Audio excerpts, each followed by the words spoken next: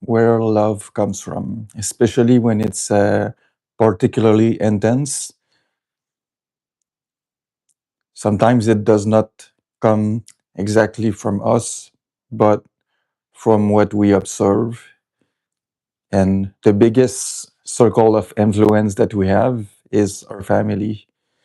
If we observe our parents, the way that they love each other, it shapes our conception of love and the way that we see the world.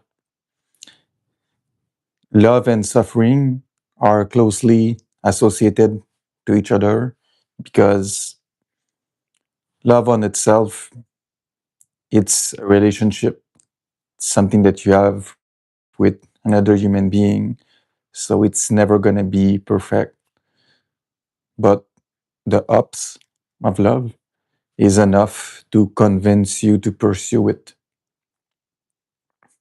But it hurts, conflicts, misunderstanding. These are all things that can create friction and disappointment. Every person has their own weaknesses, so that adds another dimension to the dynamic of love. We have expectation, we have values, we have things that we are looking for in a partner, and we want or desire to be satisfied. But how can we communicate all these abstract idea so that they can be understood and integrated into another person thinking and action? It's not only about choosing the right word, but transmitting through your action what you want, because another person can learn not only through what you say, but to what you do. And most often than not, action speak louder than words. Hello, Adam. Sorry, today I cannot go outside because it's raining. So that's the reason why I'm gonna stay inside. But I still wanted to do the live stream anyway. I didn't want to cancel. For me, it's important to stay and to commit to the schedule that I've fixed. I said 3 times a week. So even if it's raining outside, I'm gonna be there. And I'm trying to communicate. Hello, Edith. I'm trying to communicate how can you translate your values, your conception of love to your partner so that it can be understood and you're not going to get hurt in the future, not only through the words that you say, but through the action. Because your action reflects your thinking, and what you want to do is have influence and have an happy life. Love can hurt, but it's something that you will continually search in your life because you know that it brings you joy. If you want a family, if you want a future that is interesting, and if you suffer from loneliness, if your life is just about working to a regular shift, you're probably seeking for adventure, you're probably looking for some escape, you look for stimulation, you look to chase some high, not a high that is found in drugs, recreational drugs, but something that comes from our human nature, because it's a need to love, and it's also a need to be loved by someone else in a healthy way, so that you're not going to get manipulated and hurt by choosing the wrong person. And where does the intensity come from? For me, I believe that it's within your family, how your parents love each other. This is something that you're gonna replicate in your personal life, because beyond what we see on television on or what we hear in the media, the greatest circle of influence is the one of our parents. Friend can also influence us, but not as much as the parents. What you're looking is to choose the right person, because if you enter in a relationship with someone that is not well suited for you, you're not only gonna waste time, you're gonna get hurt in the process. And the goal with relationship is to grow each time and to become stronger, because we can all learn from each other, but we want to learn from the right person so that we can end up being stronger in the end. And every relationship, it has its up and down. And especially when you leave a relationship, that's when it's the hardest, because you have to integrate everything that the relationship brought you, but you have to find some time for yourself to heal. And I think that the wrong strategy is to go into a rebound, to get another relationship right away. Because if you're doing this, you're only chasing high, and your heart isn't fully healed. It's really important to take some time after a relationship, even if you were the one that initiated the breakup.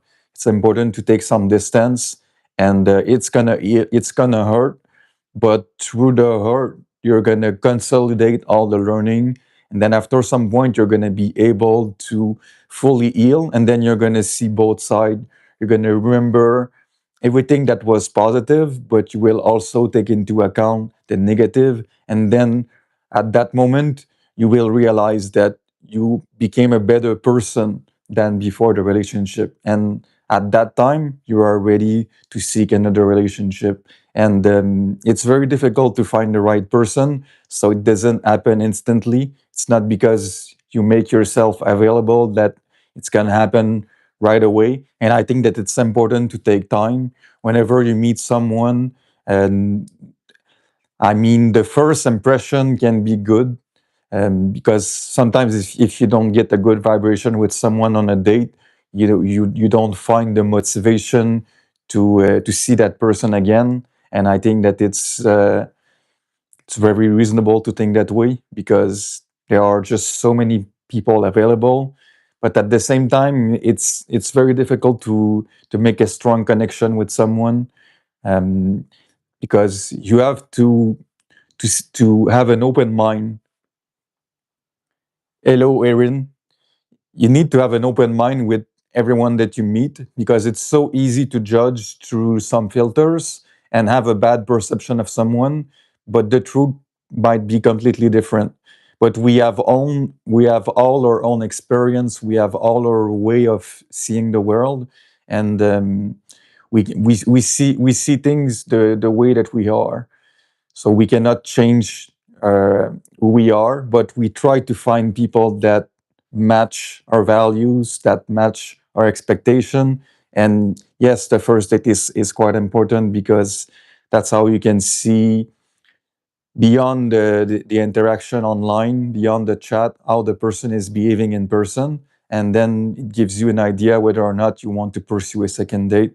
And then from that point, after the second or third date, if everything is going as planned, then it's quite easy to begin a relationship once the foundation are clearly established. But at the same time, it can become a trap, because if you let the trust um, bring too easily, if you're not cautious with the way that you handle trust.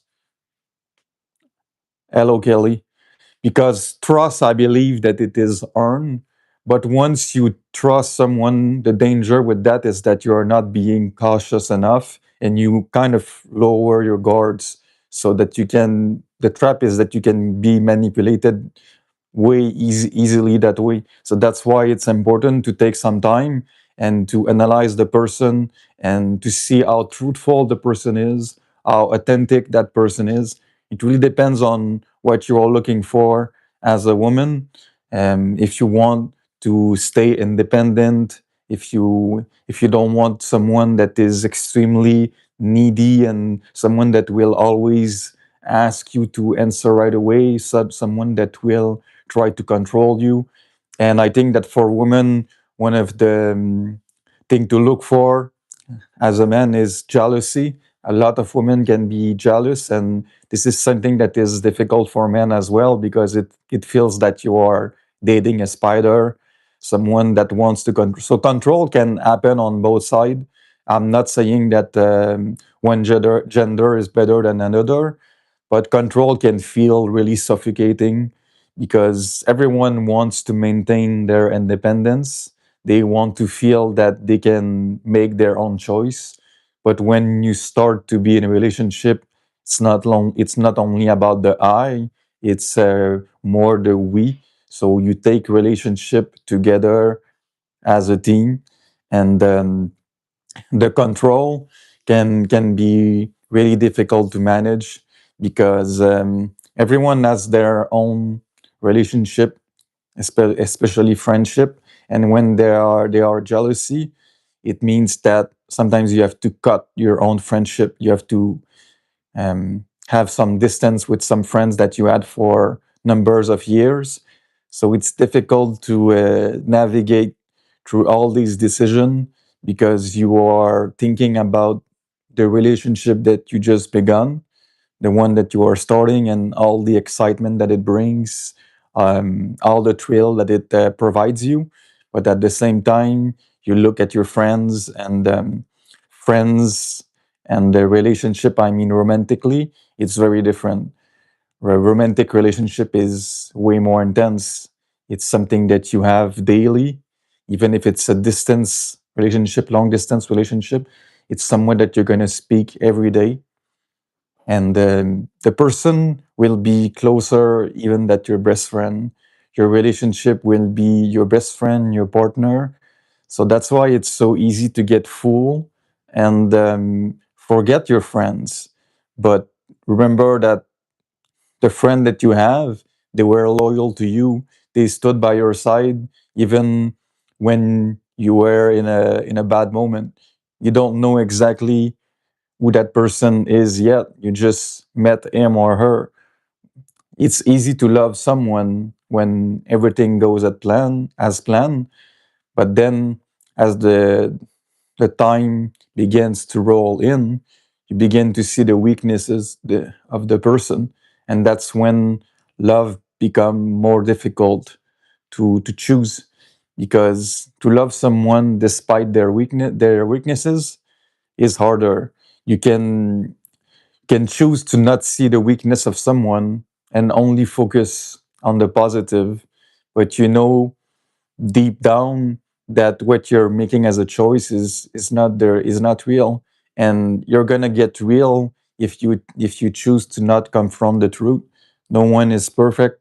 Someone is gonna hurt you because their weaknesses are gonna control you.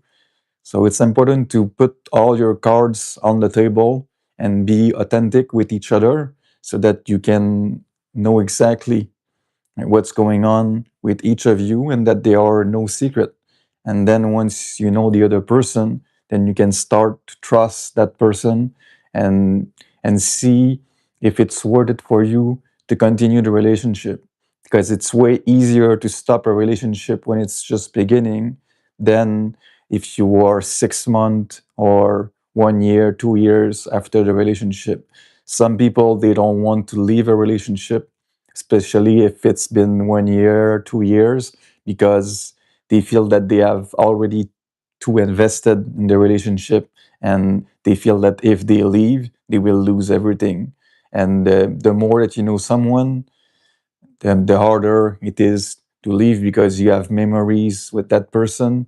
You had you spent some time together, you did some activity, and it brought you good memories.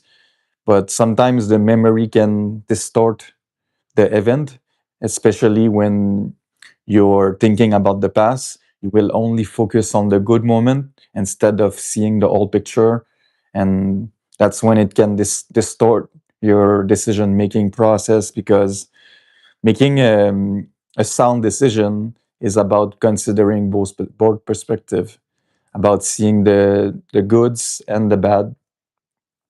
And when you are beginning a relationship and you see some red flags, you see something that you think that could jeopardize the future of the relationship, it's up to you to take the decision. But sometimes some people are not ready to leave a relationship, especially if it's early, because they don't want to be alone. They prefer to be with someone because they know how reassuring it is. They like to be with someone that is there all the time for them, even if the relationship can at some time be toxic. It's not because someone is in a relationship that it's a good relationship. It's important to choose carefully your partner, especially when you see some sign of toxicity and conflict. And if you can, to get a therapist, to get a psychotherapist to talk about everything, because it gives you a third party. It gives you an external point of view of the situation. And instead of just asking your friend about the relationship, you talk with a professional, someone that can give you an opinion based on his experience and professional training. And then you can see clearly through the situation and make this decision accordingly. Because that person will never make the decision for you. You are still responsible for your life. You make the choice that you think it's the best for your life. And I know it's not easy, but if you ask for the advice of someone that is fully qualified, at least you're going to get some powerful advice rather than just thinking by yourself. Because sometimes when you are submerged by emotion, it's easy to only see one side of the problem. And when you have someone that can give you that can shed some light on the situation, then you're gonna be able to make better choice.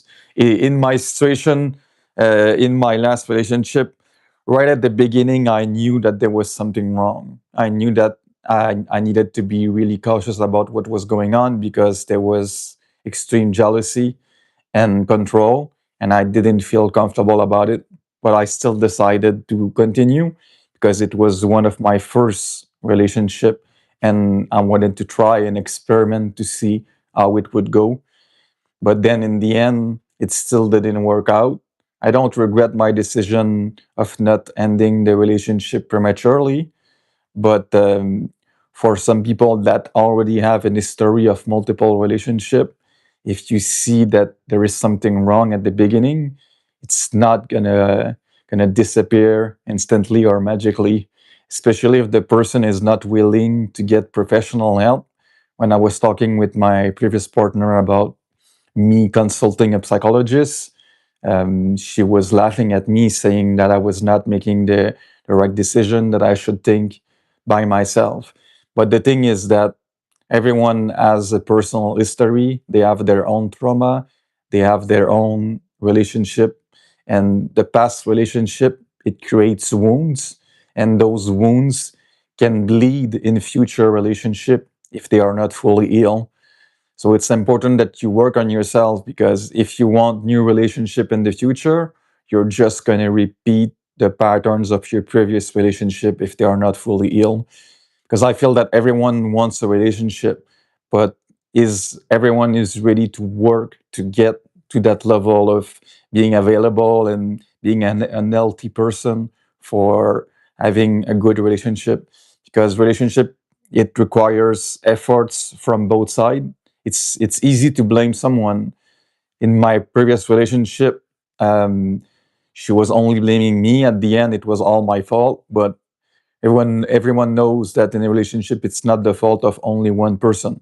It's always both sides. I did some mistake, so she did, and it's like that for everyone. We all have to work on ourselves, and the best way to work on yourself, even if you don't have access to a psychologist or psychotherapist, I would say it's journaling, to take some time with yourself away from the cell phone. Try to write in a journal, try to describe what are your feeling. Emotional intelligence is a skill that is extremely undervalued nowadays. Trying to describe your emotion with words, because when you are able to do that, you're going to bring a lot of clarity in your thought, and you're going to be able to explain your emotion in a way that people can understand. Because how can you expect someone to understand you if you cannot voice any of your concern? And trust me, this is something that I didn't have innately before. I needed to practice this, and it took me a lot of time before I was able to communicate my feeling in a way that is clear, and using the least amount of words. This is something that you can practice for years, and it is extremely worth it, not only for you, but for all the relationship that you will develop in the future. Because I know a lot of people, they will tell me, I don't have access to a psychologist. A psychologist is very expensive. I totally understand that. It's true. My psychologist, it costs $200 per hour. So it's not everyone that has the funding to pay that amount of money to get a professional. But even if you don't have access to a professional, I feel that journaling is a pretty good way to get the skill that you need. It's not only emotional intelligence. Emotional intelligence, I would say, it's the regulation of your own emotion, and also the description by words of your emotion, but also the skill of introspection. Introspection is a different skill than emotional intelligence, but both of them are tied together.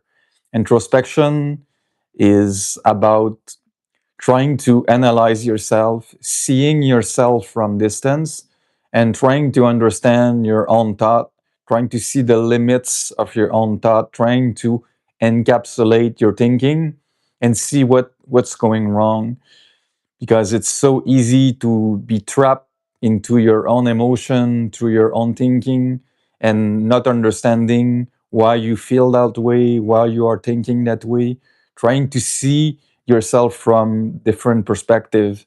And when I say see yourself from a distance, it's because when you see yourself from afar, then you see yourself from a 360 angle. But if you are only trapped inside your own thought and set inside your mind, there is no rotation, there is no angle. It's just you with your mind, and that way you will have a greater problem. Will have way more difficulty to see clearly than if you were able to distance yourself. Introspection and emotion intelligence are skills that are pretty useful in a relationship, because in a relationship you constantly have to analyze yourself, but you also have to analyze the other person. Introspection is analyzing yourself, but the thing is that once you are able to analyze yourself clearly, once you understand yourself, it's easier to understand others. Because if you don't understand your own past, your own trauma, your past relationship that you didn't heal from, the wounds of your previous relationship, then it's just going to bleed in future relationship. And when you're going to see a behavior in the other person, when you're going to see that there is something wrong in the way that someone is behaving, then you're going to be able to analyze it, to understand it, to integrate it, and to bring it up to concern with the other person, and tell the person, I've noticed something in you, and can we talk about it, because this is something that it affects me negatively. But if you're not able to see clearly in the action of others, then you will get hurt, and you will not be able to understand why. That's why personal development is extremely important, not only for you, but for your relationship. And personal development beyond the introspection, the emotional intelligence, the journaling, and optional consult a psychologist. You can also read books, self-help books about emotional intelligence, about relationship, about communication. Communication is also a skill that is pretty useful in relationship. I knew that it's pretty obvious to say that, but I think that once you are in your 20s, at the beginning of your 20s, this is something that you take for granted. And love is not enough to make a relationship work. To make a relationship work, you need to be able to communicate clearly your feeling, but also your thought, your values, your dream. You're going to build something with the other person. You're going to build a future, and you're going to reconciliate your values. Hello, you're local. Hey, I, yeah, you're going to build a future with the other person. So it's extremely important to be able to communicate your thought clearly. And for me, when it comes to communication, I was diagnosed with Asperger when I was 22. The way that I was communicating was extremely academic. People will not really understand what I was saying because my thoughts were too complex and I couldn't choose simple words to explain it. I had to work a lot so that I could use simple word to express complex thought.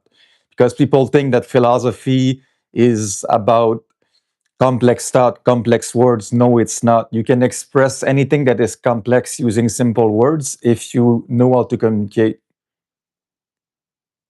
It's not really relationship advice. You can ask me any question that you want, though. I'm just trying to talk about the topic of love. And my question was, where does the intensity of love comes from? If you read the biography of my YouTube channel, I explain a bit my background. And my main idea is to focus on philosophy, psychology, sociology, humanities, and social science. But I did study in biology, in biomedical science, but through my life experience, I was drawn to understand the humanities because I was diagnosed with bipolar when I was 21. So quite early, my question were, okay, what is the nature of reality? Who I am as a person? And then I found quite early that biology was not sufficient on its own to provide me with the answer that I was looking for. When I went to the psychologist, I was asked to talk about myself, and the only way that I knew how to talk about myself was through mechanism of biology. In biology, we study how things work according to science, but we don't understand how the human works in terms of emotion, in terms of mind, in terms of relationship, in terms of interaction between human beings. Yes, we can talk about anything that you want. If you have a question, for you, it's not something that is fun, but for someone else, it could be fun. So it's very relative. It depends on everyone. Someone could think that this is entertaining. My goal is not to be a comedian. Some people that watch my live stream, people that watch my video, they know that I'm not making any humorous stuff. And I'm not there for entertainment. I'm there for thinking. I wrote on Quora. I wrote 2,700 articles that were seen more than 18 million times. And on Quora, I had the opportunity to develop my thinking. People could take the time to read my article, but the medium of video is a bit different because people cannot rewind. Once I say something, it's live and it must be understood right away. What do you mean, know you? Yeah, the thing is, I wrote a lot of article and I talk about mental illness. I talk about relationship, my difficulty through my personal life, through my diagnosis of bipolar, Asperger, and my trauma of sexual abuse. And this gathered a lot of attention. The reason is when I started to write at that time, most people were not writing essays. If someone would ask you to talk about mental illness, they were not able to go into much depth about What impact mental illness had on someone?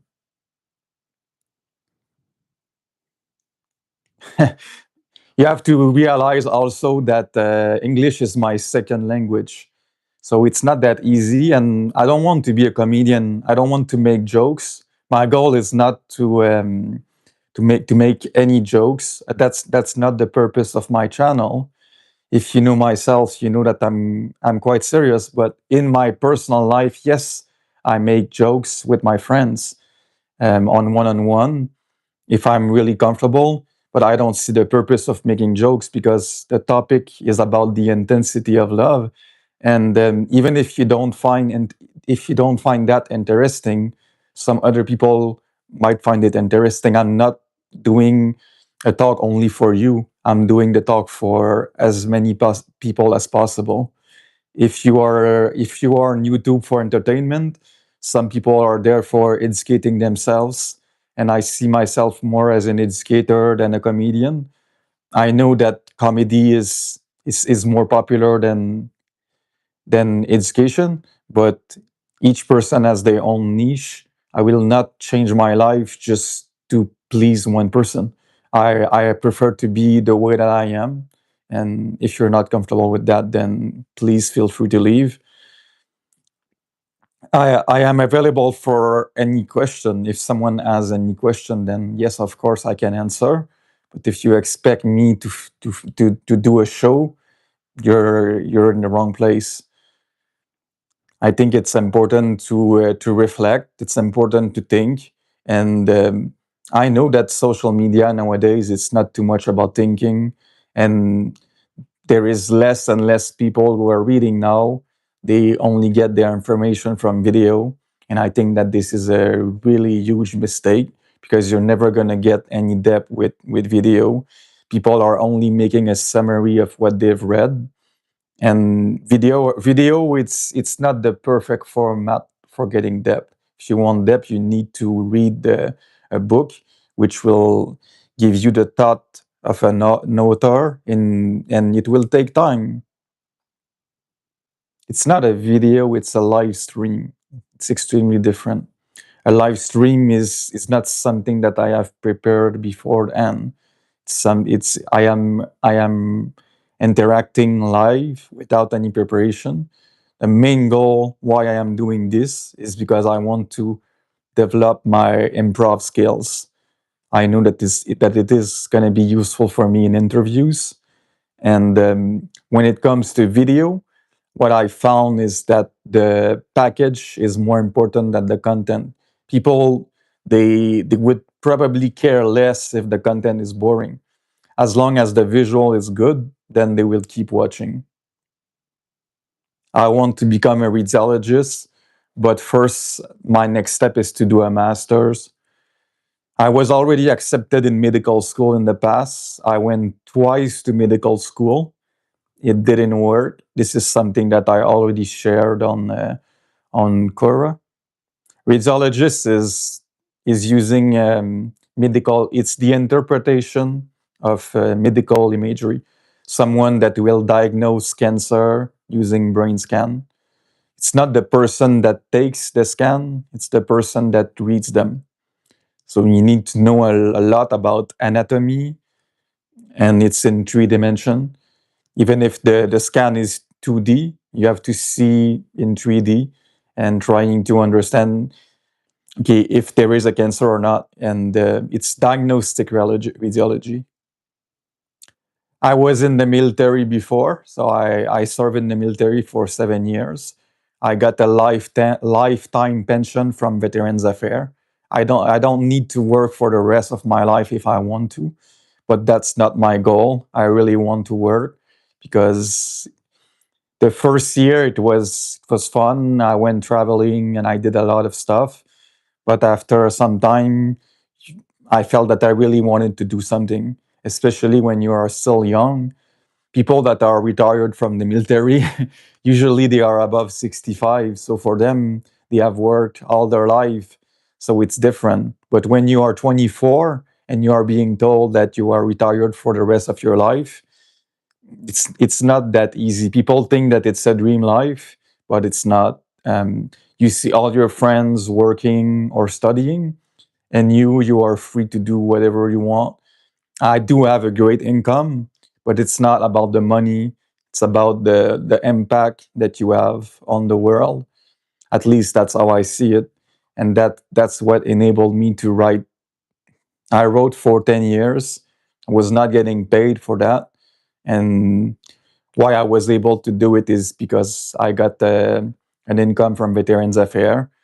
You could say that I already contributed a lot to the world because I spoke about mental illness, and there is a lot of stigma. Especially, I was in med school when I started to talk about it, and I was told to not talk about mental illness because medical school is a very conservative environment, and that I could face prejudice and that it could turn against me. So for me, it was not easy to open up. And I also open up about sexual abuse. It's not easy to share your life online.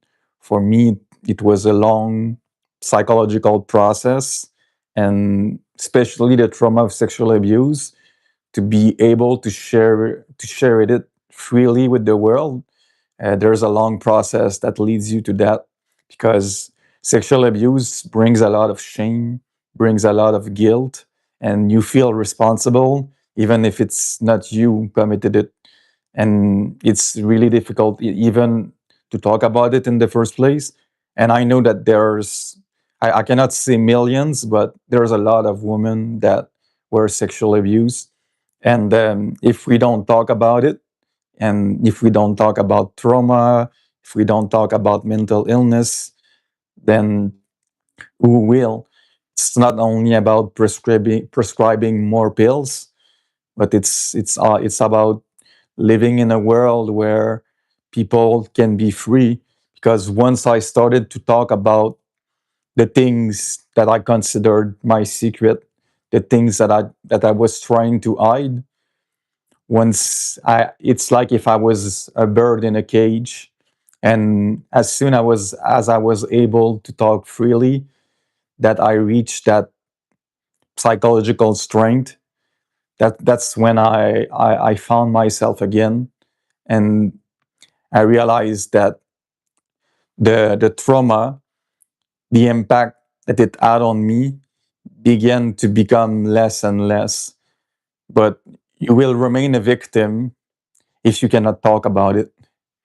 I feel that a victim of trauma is someone that cannot talk freely about its trauma. And everyone that had a trauma of sexual abuse needs to talk about it, because it's something that is really difficult to live with alone, and it takes years to be able to fully heal. It's been more than 10 years, 15 years, and I'm still struggling, but way less than before. And I think that the best way to make the world a better place is by leaving a positive mark on others. And you can do that by sharing your story. And that's the thing that I did. I made myself available for people, and that's what I'm doing now. I am live, and if anyone is connected, then they can join the stream, ask me anything. I am not asking for views. People probably they already know who I am, and yeah, I'm making myself available to talk about mental illness, about trauma, about relationship, because all these difficulties, they impact the relationship that we have. And I know people, they don't want to talk about serious things like this. That's why they seek entertainment. They look for comedy. But if you don't face your problem and you only seek entertainment, your problem are not going to improve by themselves. And you're not going to be able to get healthy relationship if you don't heal. And you're not going to heal if you're not ready to talk.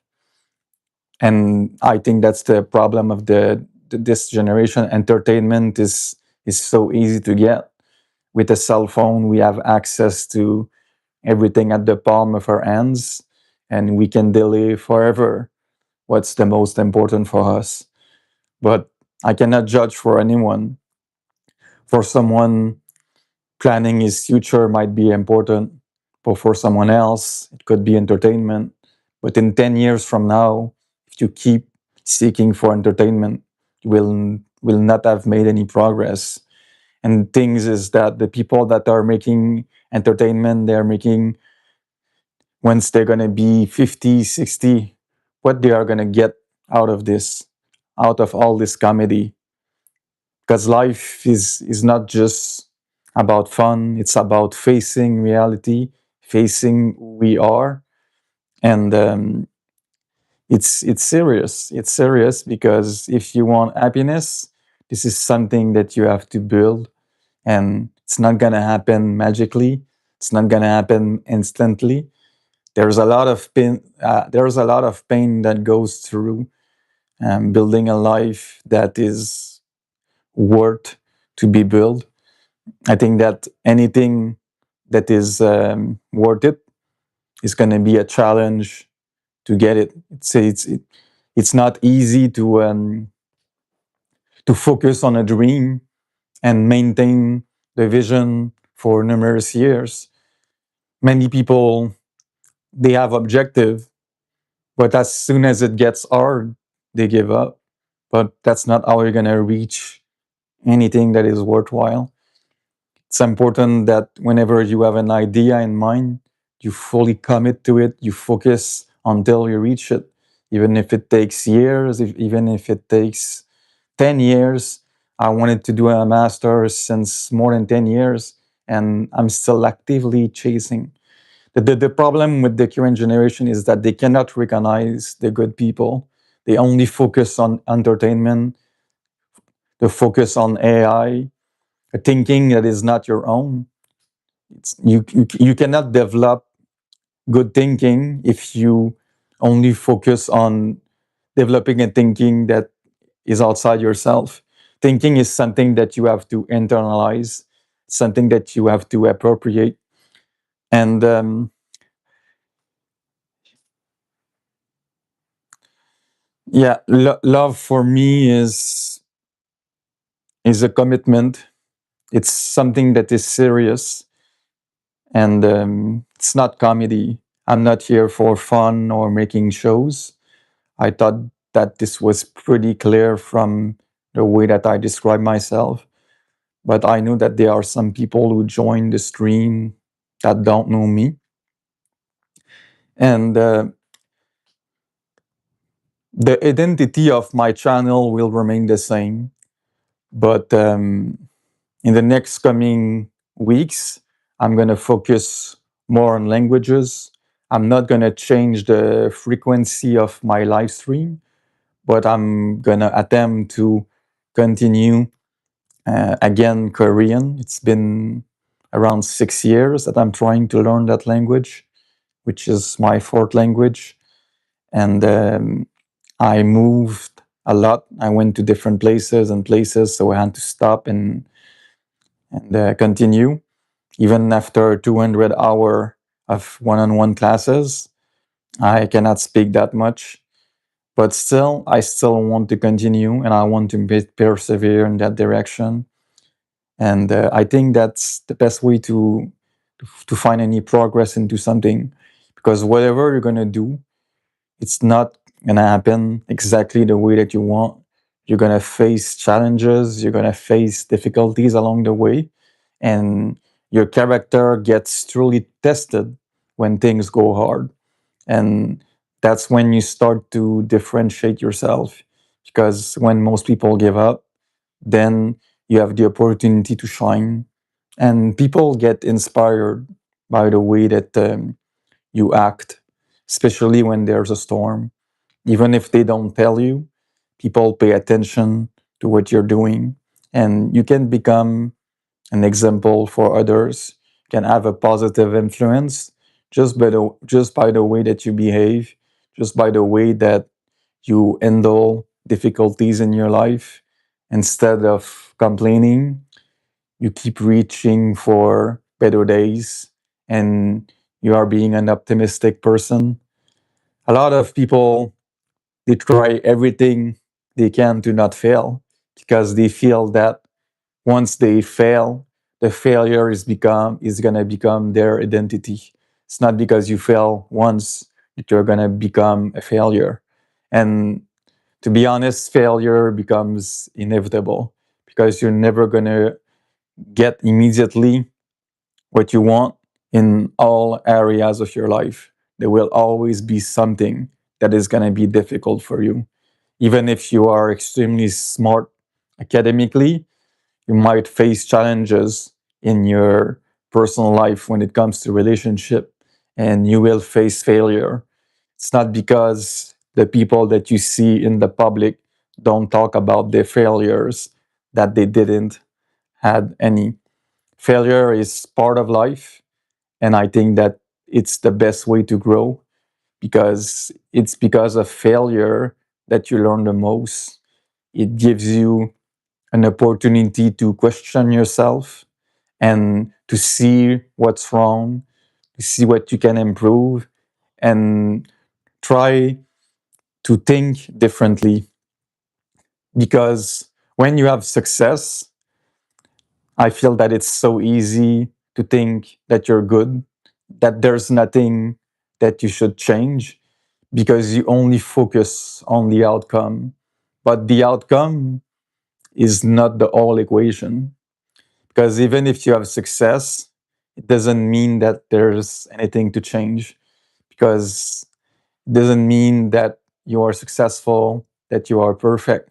There will be always things that you can do to be a better person, to be a better human being, to feel more complete. And that's the main point of life, I feel, is to always approach things with the perspective that you continually want to improve and that you constantly question yourself and seek ways to do better. That's that's what learning is.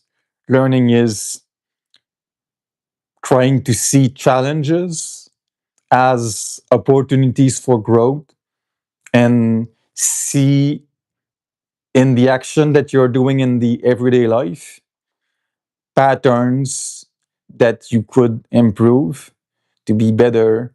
And this is something that you should communicate with a professional, especially because when you are in your own thought, it's easy to feel trapped, and you won't necessarily be able to distance yourself and see your shortcomings because if you don't see yourself from the outside, then yeah, of course the shortcomings are not going to be there, but you can ask people that you trust.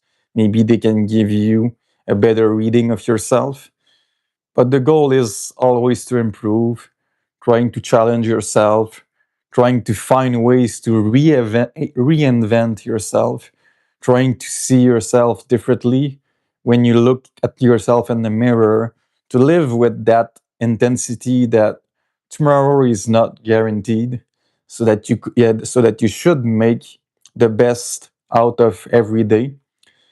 Because if tomorrow is not guaranteed, you have nothing to lose, and it's not about being fun or relax.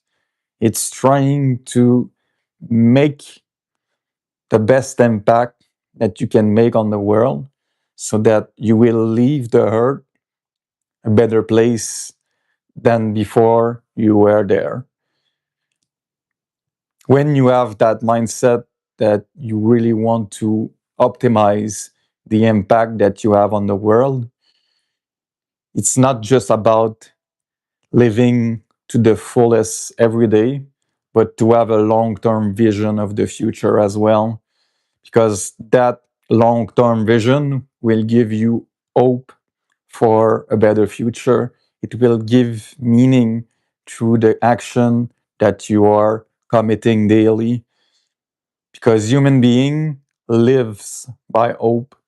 We always want to have better condition than we have right now, And hope is the way to gives us this escape, to think that the condition that we are living today are only temporary. Through our action, we can control our future. We can change our future through the action that we are doing today. That destiny is not predetermined. That is something that you build through your action. That your fate is not given by birth, but that is being built every day by your action. It's up to you to decide what you want. It's up to you to choose what's best for you. And every minute, every hour, every second that you spend with yourself is an opportunity to improve, to grow, to challenge yourself, to live, to experience, to make some adventure, to travel, to enjoy the world, but also do it in a way that is responsible so that your action have a positive consequence, that it's not a life only focusing around you, but on the people that matters to you and to the world, that you know inside yourself that you have good values, that what you have done, you know that ethically it is sound, it is right.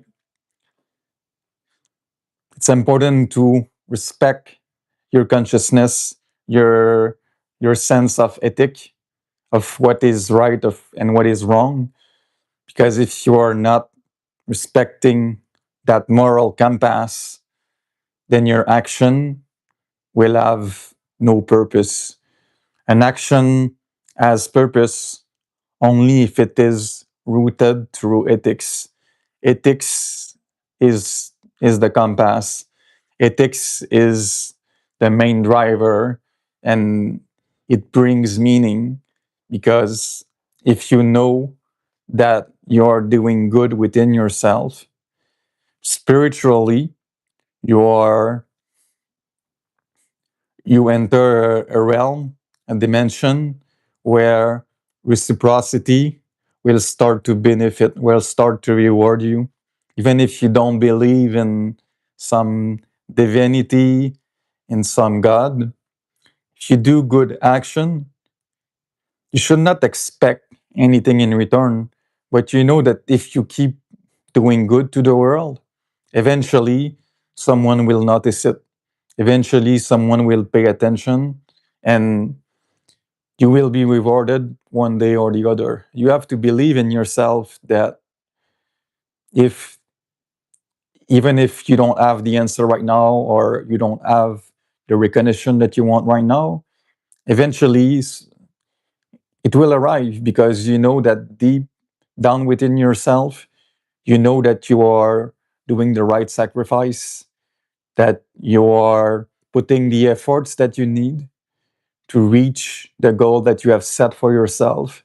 And even if other people don't see it, even if no one tells you every day, you have to believe within yourself, because the first person to believe in your dream is you. Because if you don't believe in yourself, no matter how good you are, no one else will.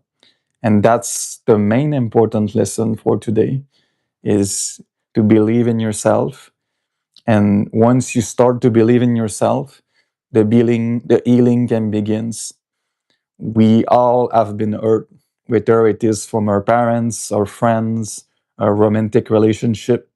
And once you start to believe in yourself, to feel that you have value, to feel that you have a voice being heard, and that you want to leave a positive impact on the world, that you want to live the dream that you have within you, and anything becomes possible. I know it sounds very cliche, but I feel that life is all about dreams.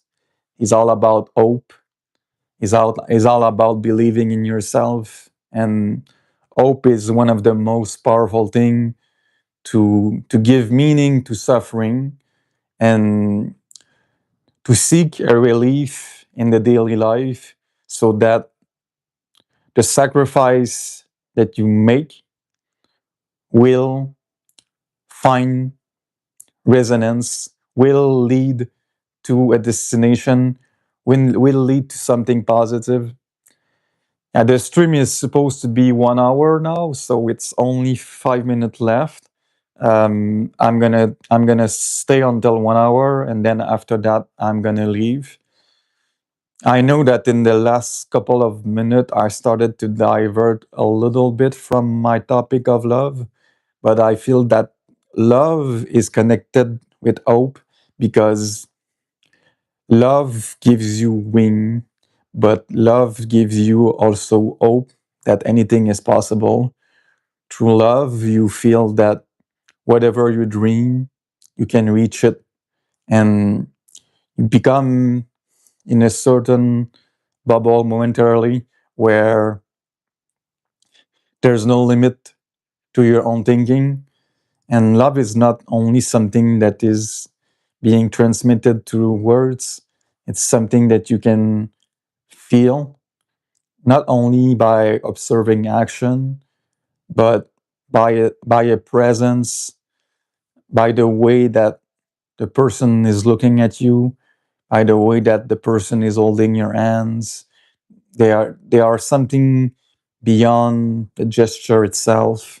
It's it's a connection of the soul.